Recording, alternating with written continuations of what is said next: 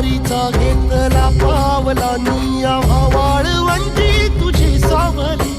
गळा भेट घेण्या भीमेची निघाली तुझ्या नाम घोषात इंद्रायणी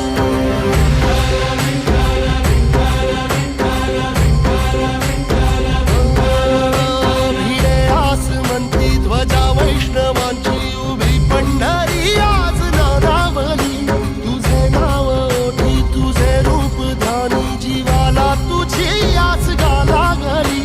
जरी बाप साऱ्या जगाचा परी